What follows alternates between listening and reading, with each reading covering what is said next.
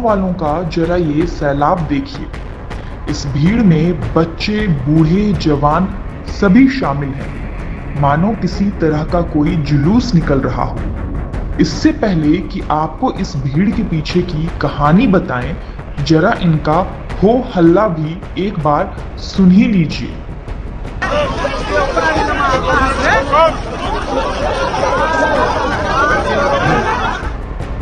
इन्हीं हो हल्ला के बीच आपको भीड़ में फंसी एक पुलिस की जीप दिखेगी।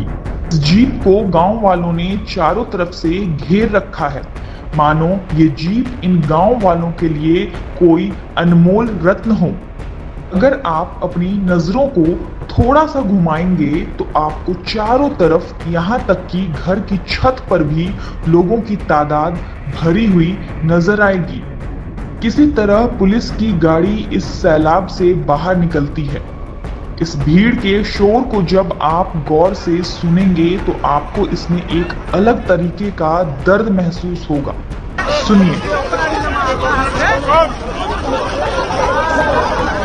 चलिए अब आपको इस भीड़ और शोर के पीछे की पूरी कहानी बताते हैं। पुलिस की गाड़ी में पुलिस वाले से कंधा मिलाकर बैठा हुआ ये शख्स कोई आम आदमी या पुलिस वाला नहीं बल्कि एक कातिल है। जी हाँ, एक कातिल। और कुछ देर पहले जिस भीड़ को आप देख रहे थे, जिस चीख को आप सुन रहे थे, इस दर्द को इसी शख्स ने इन गांव वालों को दिया और इसी वजह से इतने सारे गांव वाले एक जगह जमा हुए थे। ये देखिए किस तरह गांव की महिलाएं पुलिस के सामने हाथ जोड़कर बस इस कातिल को सख्त से सख्त सजा दिलाने की गुहार लगा रही। बच्चे किस तरह से बिलख बिलख कर रो रहे हैं। इसने इस गांव की बेटी का बड़े ही बेरहमी से कत्ल कर दिया और वो भी तब जब 2 दिनों के बाद उसकी शादी होने वाली थी। वो दुल्हन बनने वाली थी, उसकी नई जिंदगी शुरू होने वाली थी। आपको ये भी बता दें कि ये कातिल ही उस लड़की का होने वाला पति था। आपकी स्क्रीन पर जो ये झील दिख रही है, इसने इसी झील में अपनी होने वाली पत्नी को बड़े ही बेरहमी से डुबो कर मार डाला। शादी के ठीक 2 दिन पहले रात के वक्त इस लड़के ने अपनी मंगेतर को मिलने के लिए ठीक इसके घर के बाहर वाली झील के पास बुलाया था। होने वाले पति से मिलने के लिए लड़की भी सबसे छिपते छिपाते झील के पास पहुंच गई। दोनों काफी देर तक एक दूसरे से इसी झील के किनारे बैठकर बातें करते रहे और इसी बातचीत के दौरान दोनों में किसी बात पर आपस में झगड़ा होने लगा।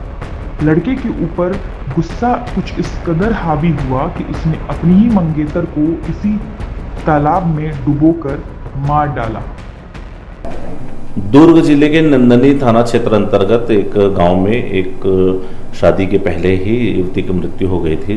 शुरू में प्रथम दृष्टया जो संदेहपूर्वक था उसका रणमर्ग कायम कर उसकी जांच में लिया गया और उसमें बाद में ये संदेह के आधार पर उसके जो मंगेतर आरोपी से पूछताछ की गई तो वो घटना करना स्वीकार किया। टेक्निकल एंड के आधार पर वो प्रमाणित भी हुआ।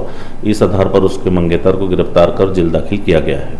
जहाँ पर मृतका का घर था उसी के पास एक तालाब था, तो वो रात में मिलने गया था और बातचीत हुआ, उनका विवाद हुआ। आपसी विवाद के चलते उसने वहीं पर उसको तालाब में डुबा दिया था। ये पूरा मामला छत्तीसगढ़ के दुर्ग जिले का है। इस लड़की का नाम तेजस्विनी था और इसकी लाश गांव वालों को तालाब में तैरती हुई मिली थी, जिसके बाद गांव वालों ने इसकी खबर पुलिस को की। पुलिस मौके पर पहुंचकर लाश को पोस्टमार्टम के लिए भेज देती है। जांच की शुरुआत में तो पुलिस को लगा कि लड़की की डूबने से मौत हुई है और ये महज एक हादसा है। पुलिस अभी केस को बंद करने की तैयारी में ही थी कि पोस्टमार्टम रिपोर्ट ने पुलिस अफसरों के कान खड़े कर दिए।